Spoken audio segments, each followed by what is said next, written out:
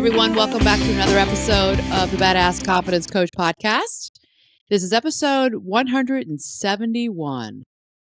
And today we are talking about, because it's early March, we're talking about how you all are doing with your yearly goals, maybe your New Year's resolutions.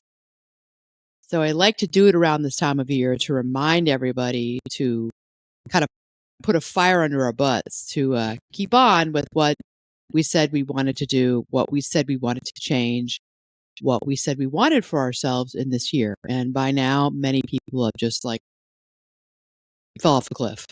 Totally fallen off the cliff. Yeah. Because what are we? Is this week 9? Is that about right? All of January, all of February. Yeah. So this is probably the start of week 9. This would be week 9. So yeah. So I think in the world of diet and fitness, I think this is about the sweet spot where it's either you're hooked or you fell off the line and off you go, right? Well, this is where the rubber hits the road. Yeah. This is where it gets hard. This is where it really, your motivation has well worn off. And now we're talking about consistency. Yeah. And consistency is really hard. It's hard. People say to me, how do I stay consistent? And so we're going to go over that again today. We're going to go over those small steps that need to be taken every day to stay consistent. You know, the action steps that we need to take every day to stay consistent. And this is an episode that, you know, even for me talking about it with all of you, it's not sexy. You know, it's not a sexy topic. You know, reminding people to be consistent and to stick to their goals. It's like, stop reminding me. I don't need you to tell me, you know. But here's the thing. We get mad at ourselves when in June you want to stick with the fitness or the diet goals. In June, we're like, my pants don't fit. Yeah. Or you look at your body comp in June and you're like, shoot, if I had hung in there in March and April. Right. Well, what are the stats for developing a habit, creating and developing a habit? I mean, there's got to be time stats out there where it's like it takes at least fill in the blank, right? Like, I don't know, is it weeks? Well, they say it takes 30 days to change a habit, but it's consistently doing it. I mean, that's kind of what we've always been told, 30 days. I think it can be shorter for some people. I think it can be 2 weeks, 3 weeks, but you got to do it and be mindful and intentional about it every day. And within 14 weeks, 21 days, 14 days, 21 days, I have seen people make changes, but they've got a fire under their butt. I mean, there are people who they really, here's what it is. It's a wedding that's coming up. It's a school reunion, high school, college reunion. It's a sorority event. It's that's the visual, the physical, the externalities of people. They want to look better. That's a big motivator. They found this great dress they want to wear. They found the suit, or they have a suit that they want to fit back into that they love, but they've got the dad bod now, or they've they got the tire around the middle for men and women. Having an event coming up, man, that's major motivation. It grabs your attention. Yeah, but life is not about weddings every year. Yeah. I mean, you may go through a wedding stint, which our kids are going through, and we're starting to go through weddings now because the nephews and nieces and kids are getting married. But that's going to end. It always ends. You've got a big gala event you want to look snatched for. You've got some networking event where you're seeing people from all over the Midwest or the East Coast. That's a big motivator.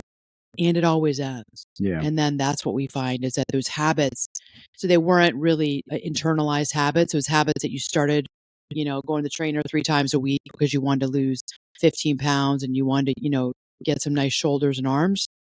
What's happened, 6 months after the gala is over? That's what's hard for people. Yeah. And I get it. Life gets in the way. You don't have a big goal that you've set for yourself. And so we just let it drop off. So I think it's important to think for yourself, what do you really want? What do you really, really want? And I think you start there, because I think that you could say, well, I want to lose 10 pounds. I want to write a book. I've been wanting to write a book for 2 years now. What do you really want? Do you really want to write that book? Do you really have something that you got to get out? that's in you that won't go away, that's tapping you on the shoulder, that's bugging you, that you want to put on paper and you want to get published? Or are you like, yeah, I'd like to write a book, but So I think that's what I said earlier. That's where the rubber hits the road. You have to think about, what do you really, really want? Isn't that Spice Girls song? Tell me what you want, where you really, really want. We talked about that on the podcast before. It's Maybe it true. Tell me is. what you want, what you really, really want. It's true. We ask that question in coaching. What do you really want? Yeah. Because you start at the end, like we've always said. You start Because at we the want end. what you want. Yeah. And if you don't really like, I want to write the book, but it's so hard. It is hard. I know, because I'm doing it too. It is hard. It's a pain. I want to start that new business and I want to get new clients. Let's say in the coaching world, I want to get new clients in the coaching business, but you tried one thing, it didn't work. You tried a second thing, it's not working, and it's like, forget it. We just give up because Yeah. it's really freaking hard, Yeah. right? Yeah, it Yeah. is.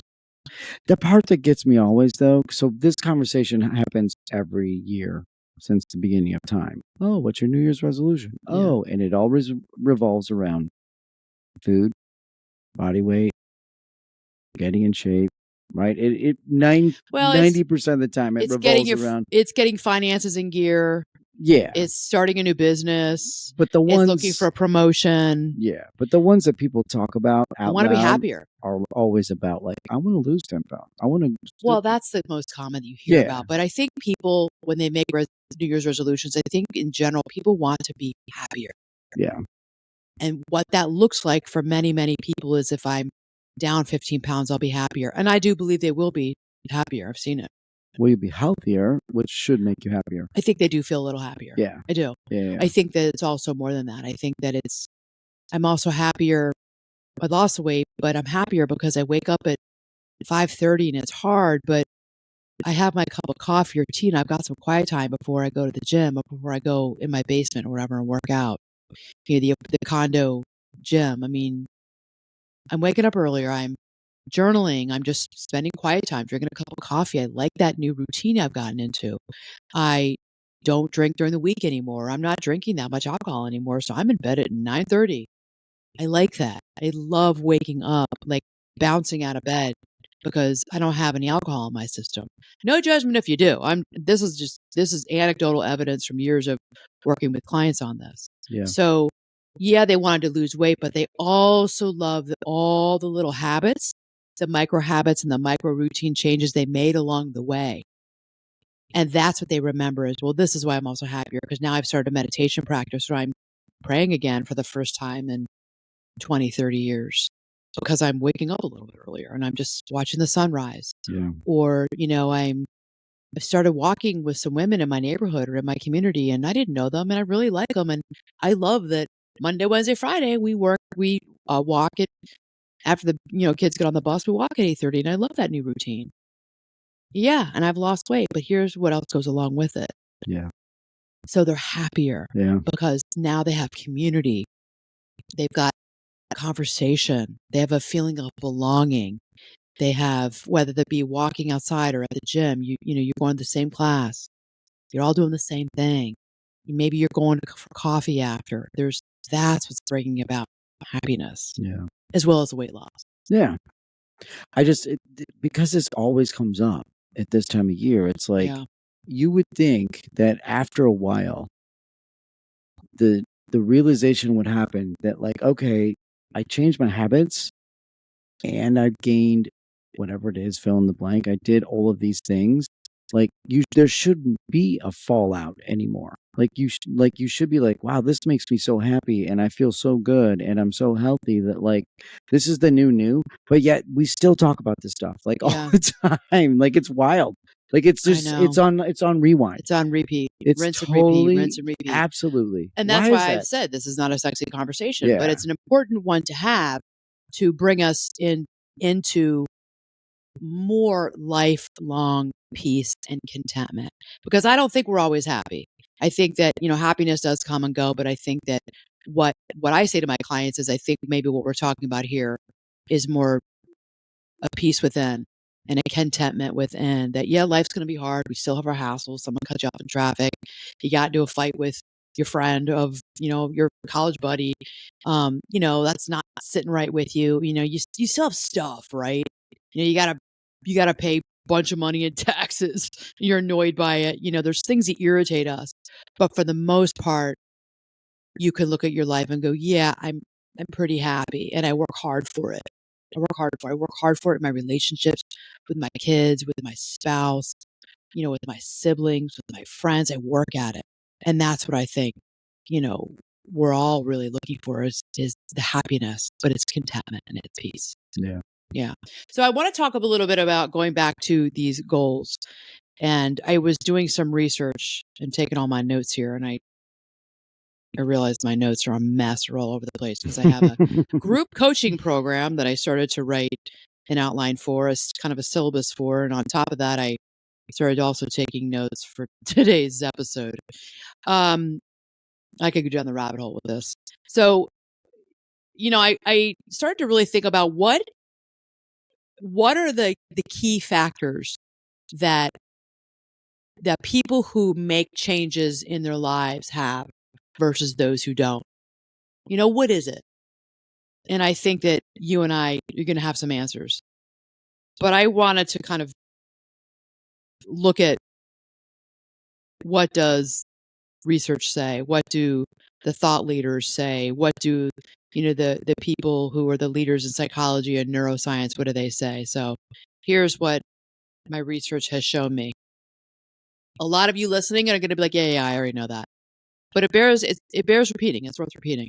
So here's what the people who are making major life changes and sticking to them, who've got these life goals, this is what they're doing. So those that have realized success. Yeah. Those who realize these are the success. trends for those people. Yep. Okay. All right. They are persistent and they're resilient. And you're not surprised, I'm sure, that I just said that about resilience. They're persistent and they're resilient. So they demonstrate a remarkable level of this. Like, they are just resilient. They view failures as lessons rather than setbacks. So this allows them to continue to pursue their goals despite obstacles. And we're all going to hit obstacles, every single one of us. So their mindset enables them to learn and adapt. And that's what's key, the word adapt. They fall down, they trip, they skin their knees, they stand up, they brush the dirt off from their knees, and they keep on going. They adapt. You can call that also failure. They fail, but they fail forward. So I always use the visual when I think of failing forward as like tripping, like trip forward, fail forward. But go forward. You're not going back. You keep going forward. That's like a football analogy as well, right? Like, if you get hit as a running back and you're going to go down, fall forward. Is that true? 100%. Like, gain that extra yard by falling forward instead of falling sideways. I didn't know that. Yeah. Always fall forward if you can, if you control that. And fail forward. Yeah. Okay. It's a perfect example of this is COVID. Right? Like, those that were, another word that you could use is pivoting. Like, those that were able to change. That's a good example. And pivot were the ones that were able to navigate, right? They navigated it. They were successful navigating that period of time, more so than others who just they freaked out. They curled up in the fetal position in the corner and just were like, I'll see you in 6 months. I think that there were pre-existing factors to why that happened with certain people. I think that mental health during COVID was a hockey stick uptick in the statistics and mental health disorders, problems, conditions, and need for therapy. And, so many, that was a rough time. I mean, that was a rough time for people looking for therapists, because I was looking for therapists, and I was looking for therapists for my clients, family members, friends, neighbors, and I couldn't find therapists. I mean, that was a rough time. I think that, so throwing grace and without judgment, I think that it was very hard. There were people who did very well. I just had somebody the other day that I was having lunch with said, I loved COVID. I loved it. It was, and I have heard this. For the first time in my entire career, I was able to chill, not wake up at 6:30 in the morning. I got up with my wife. I had my coffee. We went for our long walks with our dogs. I was at home. I didn't have to, my routine just was completely blew up, and I loved it. I enjoyed that time, and I realized that I need my life to be more like that, no more the rat race. I think that there are people who realize that I don't want to do that anymore. I don't want to do the 5 days a week in the office. I don't want to do the 45 minutes in, in commuting in traffic to the office and then leaving at 5 and getting home and I have 2 or 3 hours of myself.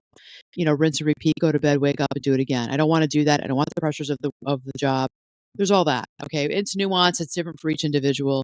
Um, I heard a lot of people, and that's why I think there are pre-existing factors. Many people who came for counseling and psychotherapy during that time, there were already some things that were going on in place. Not everybody. Like I said, it's nuanced. Each person's different, unique individual. But there were people who were already struggling. And then their routine, their life in 2018, 19, early 20 was what was keeping them holding on.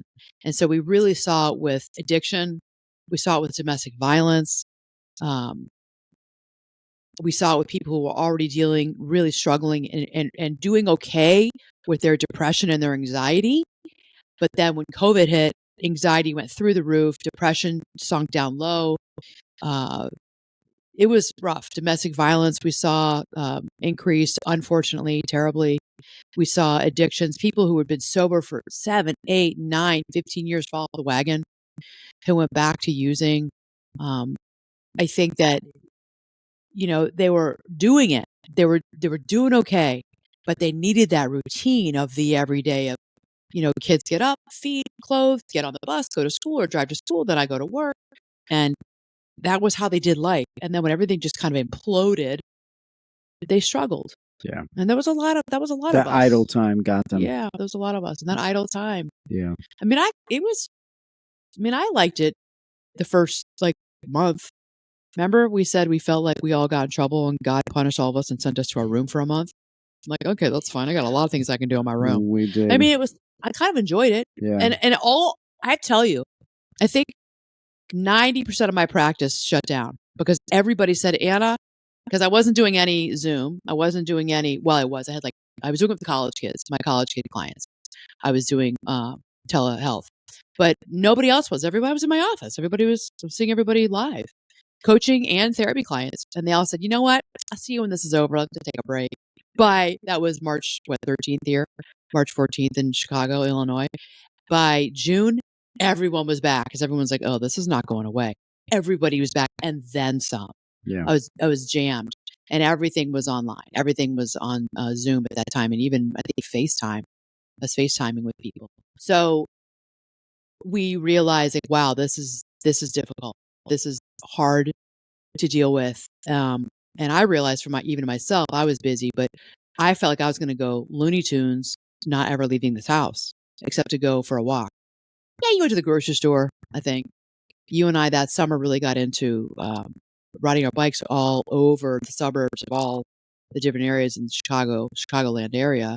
That was the one fun thing that summer, but it was hard. Yeah. It was hard. Yeah. Yeah.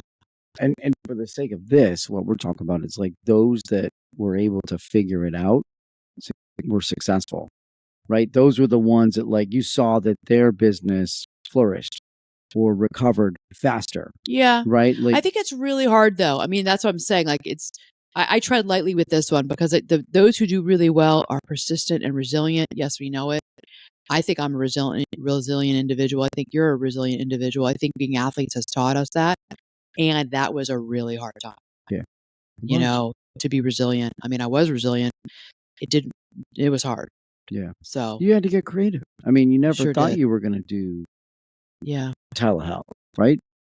Well, that's if I the thing, told you 'cause that like 12 years ago, you'd have been like, what are you talking about? Like, not even in my wildest Yeah. imagination could I ever have imagined that my profession yeah. and as a career that I would be doing what I'm doing today in 2024. I would never have imagined it. Yeah. Didn't cross my mind. So, the next one for those who, really are able to achieve those significant life goals is that they've got clear goals and planning. So they know what their goals are. They got clarity on them and they plan.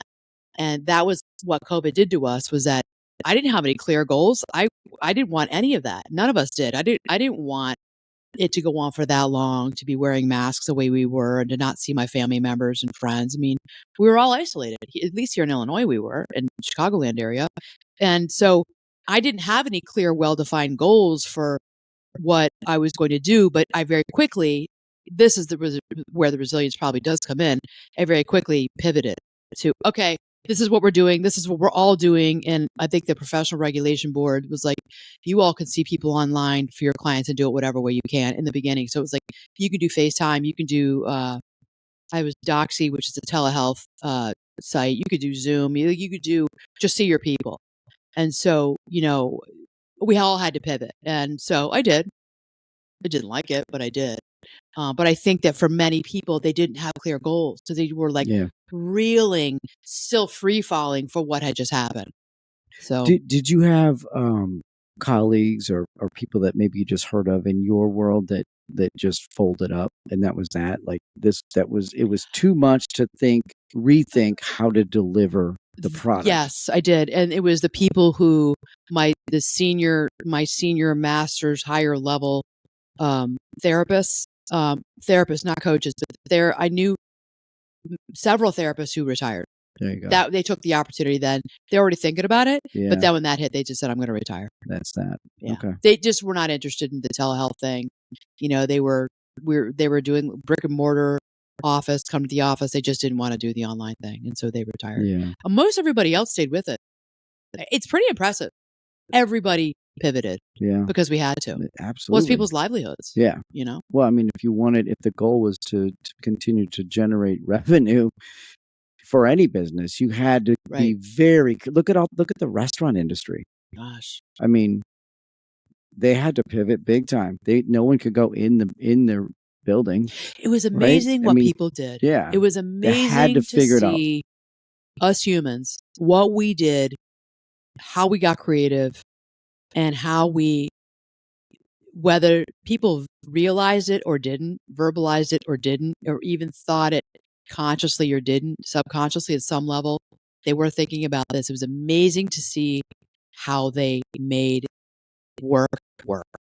And they made life work for themselves. Yeah. It was amazing how people, you saw a lot of people sitting outside in the summer months, having barbecues still, but keeping distances. But you saw, and some people, other people weren't doing it, but it was amazing to see how, the little igloos and how the restaurants, how they all got creative. Yeah. It was cool to see. I mean, look what we do. Yeah. I mean, look at the education system. I mean, if we told you that you're going to be having your third graders all log in virtually, that was, I don't like, really? I have opinions about that. Well, did it work or not? That's a whole different episode. I don't think the studies are showing it worked, but I know what you're saying. Yeah, but like that, the whole world had to figure that part out. They did. Yeah, absolutely. It was all new for everybody. People were trying, I think, their best. I don't think anybody went into that saying, let's have them be delayed in speech and language and social emotional skills. I don't think anybody went into it saying that, but okay, that's a topic for another time. Come back in 12 years. Let's talk about it. Okay, so what are the things that people who are achieving really significant life goals, what are they doing? So they're persistent, they are resilient, they've got clear goals, and they stick with their goals. So now here it is early March. You maybe set some new goals for yourself around the new year. You're sticking with it. And you're continuing to plan for when you have snafus in your day, in your week, you're getting back up as best you can, and you're continuing to fail forward. They take consistent action and discipline. So that's action creates results. We know that. It's a fact. Action creates results. If you are actively inactive in saying you want something, but you're not doing anything about it, you're not going to see the results that you want. End of story. That's it. That's the Pareto principle. The 80-20 rule. Some of you may have heard of it. Some of you, this may be new to you. So it's 80% of outcomes come from 20% of the outputs. 80% of the outcome. You ever heard of the Pareto principle? Well, I've heard of the 80-20 rule. 80% of the work gets done by 20% of the workforce. Well, okay, that's it. Yeah. Well, yeah. And those stats are probably a little off too, right? It's probably more like 90-10. 80% of your outcomes come from 20% of your output. Yeah. So if you're overeating just 20%, that yields 80% of your results. Interesting. So if you're overeating 20%, 80% of your results are going to be you're not losing weight at all. And you're getting frustrated and pissed off because I just had like 6 Thin Mint Girl Scout cookies. Like, come on. Like, Are you every saying that day. from experience or? Well, yeah, maybe. Okay. Yeah. I love Thin Mints. Girl Scout cookies are here right now. And I'm like going to a networking meeting last week and I saw my friend Debbie, who's brought them for her granddaughter, was selling them. And I'm like, where are my cookies? Where are my cookies? Yes, I love Girl Scout cookies. So I allowed for that and I don't really care. But, I'm not really I'm not in a weight loss mode in my life right now. I'm not in a weight loss mode. So I allow for that. But if that is a goal I set for myself, I would probably not have ordered the Girl Scout cookies, to be honest with you. Or I would have, I don't know, I've done this with you. You I've told wouldn't you to have take them away from answered me. the doorbell. You wouldn't have answered it. I would have. Girl Scouts are here. Time to run. Yeah. And just because it's us now and the kids aren't here, I don't. Yeah. But anyway, I did. I bought boxes of that. So, but okay. So back to the point though, like if you're overeating, think about what it is that you're doing. Even a little bit of overeating, you're not going to yield the results that you want. So it's like you're kind of taking action. Well, that's going to result in 80% of you're not going to get what you want. If you want to make more money, but you're kind of taking action on that. You want to receive, I'm thinking about like the coaching world. You want more clients, but all you're doing is posting every 2 days on Instagram. You're not getting clients from that. That's not happening. Right. So, but at the same time, we get really pissed off and frustrated that we don't have more clients. But there's all kinds of other ways to bring in new clientele. Let's say, you have a small business, a brick and mortar business that like a women's boutique, jewelry store or a sports store or something. And you're not really putting the money into market that store. You're not really getting out there. Maybe you're not doing any incentives, any sales or to get people through the front door. Maybe you've done one thing. You've advertised in one community chamber, newsletter or, like the shopping guide. You got to do more than that. You got to do more than that in this day and age with the competition with online shopping. You got to do more. Yeah. So that's what I'm saying. And that's what I coach. That's who I coach is the individuals. And believe me, everyone who's listening, this was me. I was the same way. So I can speak the way I'm speaking because this was me. I was being coached because I was getting frustrated. I was getting annoyed because I was mad that for the work I was doing and it felt like a lot to me. And still it wasn't enough. And that's why it's hard being an entrepreneur. That's why it's hard being a good athlete. It's hard. Yeah. You're not off. There are a lot of off days. Well, you can't swim 2 days a week as a triathlete or a swimmer. You can't swim 2 days a week and think that you're going to get faster. You're not. You're not. It's false expectations. Like that's not going to work. Do it. Yeah. We all do it. It's like you can't post once a week on Instagram and think you're going to get new clients. You can't swim twice a week and think you're going to get faster. You can't go to the gym, with a personal trainer once or 45 minutes to an hour and then do let's say you want to change your body composition and then lift weights one other time that week and think your body comp's going to change. It's not. But I know because I've done this and then I get mad when it doesn't happen. It's like the worst feeling in the world because I know I'm kicking myself in the butt. And I'm like pissed off. I'm like mad at me. I'll take my anger on you. I'm mad at the world. And that's the Pareto principle. So that's important to remember, that, and all you really have to do is if you can really work and be intentional for 20% of your day, you'd be amazed at the work that you can get done. You would be amazed. Like if you really got intentional and you said, all right, from 8 to 9, I'm going to go to the library or I'm going to go to another part of the house. I'm going to sit down with my laptop and I'm going to start writing. You'd be amazed at what you can get done in an hour. And this is what I do. Or I am going to Monday, Wednesday, Friday, I'm going to get up set my alarm, get my workout clothes out the night before. I'm going to go and I'm going to go to the gym. I'm going to that class. I'm going to the 6 a.m. fit bar class. You'd be amazed, excuse me, at how you will start to see changes. If you go 3 times a week consistently, 4 and 5 is better. We know that science research says that, but start with 3. Don't get ahead of yourself. Start with 3. You would be amazed. And if you do that with some food planning, maybe on Sundays, you're going to see changes. But we need help. We often need help. So Yeah. I needed help with this. I don't think we can do this alone. I really don't think so. No man or woman is an island. So I think that, seek out the people who are there to help you. So tell your partner, tell your spouse, tell your adult kids, tell your best friend, tell your mom that you have this goal, and ask them to remind you of what are you doing for your goal. Ask them, tell more than one person, because your mom will forget or your spouse will forget. So tell several people what it is that you want to do, so that they can hold you accountable if you're not being coached. You could have people around you be your accountability people. That's really important. I mean, that's necessary. I mean, if you have But a no lot of us are not doing one. it. A lot of us are Yeah, just kind of keeping it within ourselves, or we don't specifically ask our husband, ask our wife, boyfriend, girlfriend, "Hey, can you remind me of this? Can you just kind of check in with me, do a check-in? Hey, did you go to the gym this morning? Hey, how's your working out going? How's it going with Trainer Joe? How's that going?" yeah, There you go. They're jogging you. They're holding you accountable. yeah. That's really important, because your person will forget. So that's why you need more than one person. Or you need coaching, because coaching, every week you're held accountable to that person that you're getting on a phone call with, or you're meeting with, and they're going over with you. Have you done this? Have you done that? Yeah. Okay. Usually you walk out of those sessions with homework, right? Yeah. Action And steps. expectations of what you're supposed to do, but before we see you again. And let me tell you, I mean, it's annoying. Like, I don't like always being held accountable.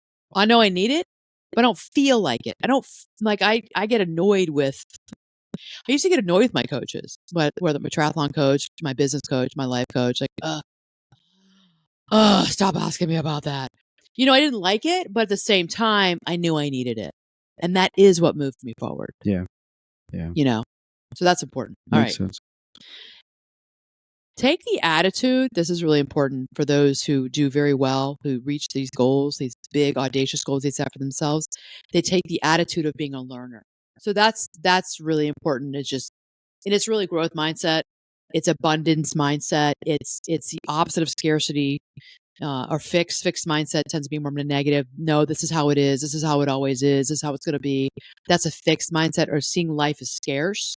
But they go at life from an attitude of growth, always growing, always learning, always being curious. That's important. And many of you who are listening may say, or watching this on YouTube, may say that's not my nature. And I understand that. I get that. That didn't used to be my nature. I used to be more of a pessimistic person. I would look at the glass half empty versus the glass half full. I spent years working on my thinking, years changing the way I thought about situations, and that was changing the neural pathways in my brain and how I thought. I had to move into um, a positive mindset. And not toxic positivity. I'm not talking about that. That's kind of bullshit. I don't like toxic positivity. Like, yay, rah, rah, it's all great. No, it's not that. You know, I very easily can go to, no, it's hard. It's not going to be easy. It's going to be, I don't want, okay, fine. I guess I can do it. Into, no, I have all that I need. It's all here in front of me and inside of me. I'm going to have to work hard. I'm not going to like it. It's going to suck, and I'm going to keep doing it. And I'm going to stay curious about what my body can do. I'm going to stay curious about what my mind can do. I'm going to stay curious about the people I meet in my life. I'm going to stay curious and open, and really change my thinking, and actually take 5 seconds and flip my bad mood, because realistically, we all get in bad moods. You're going to wake up in a bad mood. You're going to have something happen in the day that gets you into a bad mood, and I've really worked hard to change it. It's a 5-second pause. It's what I do on the inside for me, and I come out of that. I have been doing it. It's not easy. I mean, Tim can tell you. I mean, there's times we just wake up and we're annoyed. A dog peed in the house. It's 6:30 in the morning, and we're in Yeah. a bad mood. What a way to start your day. Yeah, you're just annoyed that you're starting your day Like, that oh, way. stop it. Yeah. So it's even with that, Tim, like with Yeah. dogs, it's like staying open, being a learner, staying curious about, okay, I don't really know why Forrest peed in the house this morning, and it's not fun cleaning up urine at 6 o'clock in the morning. Well, the poor guy had to go. He's a And good let's dog. figure it out, right? And let's figure it Let's out. try and I figure mean, out what he's happened. a dog, and maybe it's something we didn't do or we didn't do right. Maybe we made him hang around too long. The guy had to go. Yeah. So I mean, that really does change your whole perspective and your attitude for the day when you start to own it, take responsibility, be accountable, and okay, let's flip this bad mood around. Yeah. So, but that I will admit that's taken years to do. Yeah. Okay, so it's being a learner and being curious.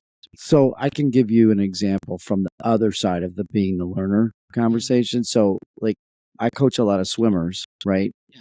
And so you'll get, and this doesn't happen most of the time, like hardly ever, but it does happen sometimes, where you'll get the swimmer that comes to me, whether usually it's not in a private, like a one-on-one situation. More Yeah. times than not, it would be in like a small group situation, but they're not there, and they're not there to openly be up for learning Why are all they the there? time. Why? Like, I think they want to get better, faster, more efficient, whatever it is in the water. And they also can't get to the point where they're like, okay, I have this coach now who's going to help me do that, versus letting go of things that they either like learned themselves on YouTube, or they had a coach back in the day, or so they'll question. You know what I mean? They Oh, question, like, I didn't well, know that. yeah, you don't see it very often, but you do every once in a while. It's like, Well, I'll have to they're a pause for little a second. skeptical about you. They are They're skeptical skeptical. about you. Yeah, but they're, You're new, you're different. yeah, Maybe they like their old coach. Maybe they learned a certain way, and yeah, and also sometimes, and I know this with swimming, like they want to be there, but they also kind of don't want to be there. yeah, Like it's hard. That's a hard sport.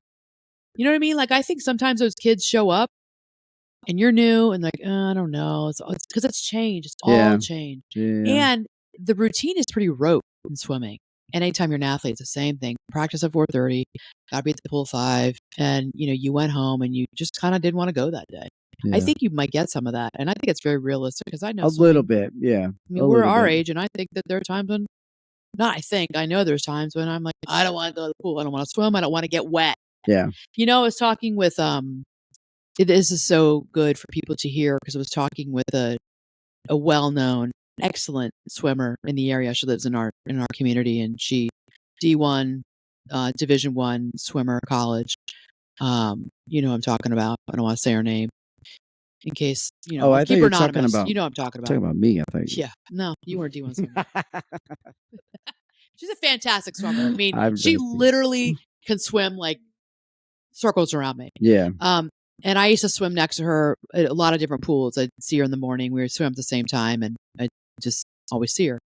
And I would be usually was in there before her, swimming, slogging away, and she would sit.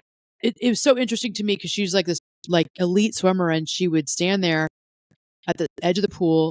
She'd stand there, and the other person, there's a great Ironman triathlete here too, who does the same thing, and she sits on the pool side, and I know her. She's in like 12 Kona Ironman World Championships. I mean, she's like a phenom athlete, and they know each other, and they both one stands, the other sits, one sits and talks to everybody, and I'm like, why are you wasting all your time? I'm something like just get in the water, and the other one stands there for several minutes, and then she does like a cannonball into the water. She jumps in the water, does like a cannonball, like a huge what? splash. It's so weird. I just think like swimmers, like these elite. Yeah, I know you're looking at me weird. You know Weird. what I'm talking about. That's how she gets in the water. I She don't. like does a cannonball and she jumps. It's weird. And then the other one talks and talks and talks to everybody who comes by. Then she finally gets in and starts swimming. The one person who does a cannonball, she gets in and she just goes. I mean, swimming is her sport. The other one, she like, she takes her time. She swims slow. Um, all that to say, and I talked to her one time, the one who does the cannonball, both of them. The one who does the cannonball, I said to her, why do you get in the pool that way? I said it in a What's nice that all way. about? I said it in a nice way. Yeah. And she said, because I hate getting in the water. I'm like, what? You are 50 years old and you've been swimming your entire life. You swam Division I at a Big Ten college here. Like, what are you talking about? I said that to her. She goes, I hate it. She goes, I'm my age now and I still hate getting wet. And I'm like, She just wow. hates getting in the water, She period. hates getting in the Not water. She not goes, I getting hate in. the initial feeling of the coldness of the water. I Yeah, hate getting okay. in the water. Yeah. She goes, but once I've been on fine. And she's like, takes off swimming. And the other one said the same thing. She goes, yeah, I hate it too. And I didn't want to. So I'm like, well, that's fine. You're sitting there and you talk to everybody who's walking by, you know? She goes, I hate it. I hate getting wet. I hate it. So there you go, everybody. I mean, one is I think she seriously is like a 12-time Kona World Championship Ironman athlete. The other one's an elite swimmer. And they're like in their 50s now. And I've known them since I was in my early 30s, late 20s, early 30s. And they still do that. And that's what they said years ago when I asked them. So it goes to show you, like, they're doing hard things. That for them is a hard thing. So the goal that they set or that you set in January, continue with it here in the beginning of March. Continue with it. They're doing hard things. And I thought that was so real and so relatable. And I so appreciated their honesty with me because I'm like, okay, well, if she doesn't like getting in the water, she's been swimming since she was 4 years old and she's a fantastic swimmer, then I can do it. She can do it. I can do it. Yeah. And it's like we're all the same in some way, you Yeah. know? No one really likes to get in the water. I mean, let's be honest. I hate You that feeling watch getting wet. people, I don't see many people like, oh, let's jump right on in. You don't see that. Although that's the best way to get in because then it's over. Well, Right? what I do is I jump in. Yeah. I jump in and I immediately start swimming. And I'm telling you, because I'm the same way. I jump in. I don't do a cannonball in, because you're jumping into like you're jumping into like the three and a half feet of water. You're not 6. Well, I jump in, but I immediately start swimming. Yeah. Because it's freezing, but then like no joke, like within 5 to 8 seconds, it's gone. And you're swimming. It's over. And it's over. Yeah. So I don't know. I totally digressed on that, but I thought I've always thought about that. Over these years, I've thought about that conversation about it was such a real and relatable thing for them to say, no, we don't like getting in the water. It's a pain in the butt. It's not a fun transition. And we're still doing it. So stay consistent for whatever goals you set for yourself. And if they have fallen back up, I'm here with Tim giving you all permission. Just go again. Go again. Tomorrow's a new day. Get up and start again. You can do it. There's no perfection here. I always say that. There's no perfection, but keep at it. Okay? Because you deserve to meet your goals. You owe it to yourself. You deserve the good stuff. And here's the thing. When you start going to the gym consistently, when you start posting on social media consistently, when you consistently start taking ads out for your business, when you consistently meet with people for coffee because you want to make new friends and you want more friends, what happens? You have more friends. You start to look in the mirror and you go, wow, I haven't seen my butt look that good since I was 30 years old. Wow, there's more people coming in my store. You get the good stuff, but stay with it and stay consistent. Okay. That's really important. Give yourself a shot. Yeah. Right? Yeah. Yeah. Okay. So time management is really important. Prioritizing your time management. I talked about that a little bit in the beginning. So what I do with time management is back to the 80-20 rule. When I tell myself I'm going to go in my dining room, I sit at the dining room table when I'm writing for the book. And so I have ADHD. I've known it my whole life, but I was diagnosed as an adult. And I've never taken Adderall. I've never taken meds. The kids take meds. A couple of our kids are on have attention deficit as well. One with a hyper piece, one without the hyper piece.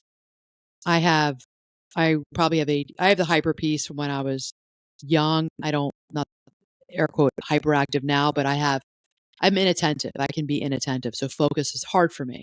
So what I do, it's amazing. I don't have it with my clients. I've been doing that for 30 years. It's very easy for me to get dialed in and focused because I love people and I love conversation and I'm always curious about my clients. So those sessions with therapy and coaching clients fly by. But where it really kicks me in the butt is when I'm by myself. Like if I have to study for something, if I have to, for writing for the book, if I have to get ready to give a talk, a speech, and I have to write out, like do a 30, 45 minute hour talk, That is really hard for me now as an adult. Not so much reading fun books, like fun books. I love reading. That's not a problem. But it's the stuff that like I gotta do it. Like I'm being paid to speak. I'm being, I'm writing this book, which hopefully will be of service to people in the future, and I gotta do it. So what I do, and this is important, is time management. I get a little screen on my computer and I go to YouTube and I've talked to my coaching clients. If I've ever coached you, you've heard this before. I do the Pomodoro effect. So I set a timer on there. The Pomodoro is a 25-minute timer with a 5-minute break. And I click on that on YouTube. And I think I'll do like the 2-hour one. So I work for 25 minutes and then the bell goes off and I get a 5-minute break. So I literally get up, you go pee, you make yourself more coffee, you get a snack, you walk around the house, you go pet your dogs, whatever, you go stand outside, you get 5 minutes, you come back, 25-minute timer starts again. And that has been really helpful for me to bang out work. And I get at the same time, what I have in my ears is I have the Hertz for focus. So it's the binaural beats. So I will find the binaural beats also on YouTube, or I'll just Google it on my phone. I got my AirPods in and I've got the low hum. It's Hertz 7 is for focus. So that's in my ears. It's a white noise that drowns everything out. It's amazing how it helps me with my focus because I don't daydream. I don't get off focus like my monkey mind. I don't go in different directions. I really am focusing on the task at hand. And I know the timer's going to know, I know the timer's there to give me a break in 25 minutes. So that's what I do. If you don't want to take meds, which I just don't want to take meds at this time in my life, at the age I'm at, I do the Pomodoro effect for the timer and I do the Hertz 7 for focus in my ears when I have really need to be managing my time. And managing my time, I mean dialing it in and writing. Because if I, according to Pareto principle, which I'm very guilty of, it's if I have like 4 hours, I'm like, I got all morning, I got from 8 to 12, I will waste time and I will get like 20 minutes of work done. It's crazy. It's bad. It's That's bad. not Yeah. uncommon, I wouldn't imagine. And that moves into Yeah. and that moves in a little bit to the Parkinson's law, which I won't get into too much, but it's a law that, this person by the name of Parkinson, I think it was 1955. This is British, he was a scientist, researcher, said that um, when you give somebody basically too much time, they won't get the work done. So I said that that was very layman's term. Okay, I'll read it to you because I wrote it down. Work expands so as to fill the time available for its completion. I'll say that again. Parkinson's law. Work expands so as to fill the time available for its completion. Great example of this. You're in college, you're in high school, you have a paper due that your teacher just told you about that's due in 3 weeks. Well, I did this. So what did most of us do? You had 3 weeks to write that paper. What were we all doing it? You took a couple weeks to forget about it, right? This is Parkinson's law. And then a week to remember it, and then a day to write it. And then you were up. This is me in college. Yeah. I was up writing a paper. I started at 10 p.m. Yeah. and I wrote it until 6 o'clock the next morning. That's Parkinson's law. Yeah. So don't do that. Don't do that. And that for me has really that's been a practice to change that and to like write speeches. If I have 2 months to write a speech, I have 3 months to write a speech. Start doing it then. Don't do the Parkinson's law. So if you can, really, and that's where coaching comes in handy because a coach can really help you kind of eke out how your schedule looks like and when you're going to do this work. Then when you say you're going to do the work and you're intentional about it, you got accountability. Go to the library, go to your dining room table and go and write, or, set out the goals that you said you were going to do for that small business to get more clients or customers to come in. And, 80-20 rule. All right. Parkinson's law. So pay attention to that. Okay. Put not just 20%, put a little bit more work into what it is that you say you want to get done and you will see results. Okay. So January 1st, come and gone. We're now in March. We're in spring for some of us in different parts of the world now. The weather's getting warmer. Remember what you said you wanted for yourself and get back to it. I'm here. Tim and I are here. We're cheering you on. We're high-fiving you. You're at mile 20. or of the marathon 26.2, or maybe you're only at mile 5 or 10. We're there. We're like, come on, let's go. You got this. You got this. Keep going. You got this. All right. You can get it done. You have it in you. Go. All right. Let's go. High five. High five. High five. All right, everybody. Cool. Anything else to say? I don't think so. I mean, so the only thing I was going to think, Yeah. so you said that 25-5. I like that concept, that 25 on, 5 off. Your scenario is in a home office.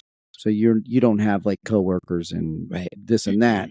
Some people like myself and others, we're in an office, where there could be a lot of stuff going on, but I still think this could work because we could just shut ourselves off for 25 minutes Oh, I mean, from phone calls, shut right. our door, Just close your maybe. doors. Because if we are able to do that, I think then we can like focus and get stuff done without being interrupted. Because like if my door's open, every time somebody will come in, and every time I'll deal with whatever is brought. I don't know how, Tim, you do get the work done, because when I worked in the hospitals in my office, and I worked in different units in the hospitals over the years, if my door was open, that was an invitation. The nursing, I was friends with all the nurses, the doctors. That was an open invitation for all of my colleagues, coworkers, my team to come in and shoot the breeze. Like sometimes we talk about a patient.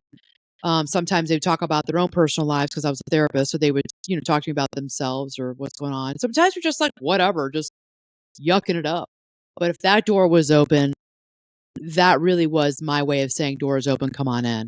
When I shut that door, people pretty much respected it. When that door was shut, people didn't even really knock on it unless it was like, Anna, there's a patient here to see you. Something critical. Right. Like it Other has than to be that, dealt with. that's why I don't know why you don't, because we've talked about this before. You need to shut those doors to really get just dialed in work done. Yeah.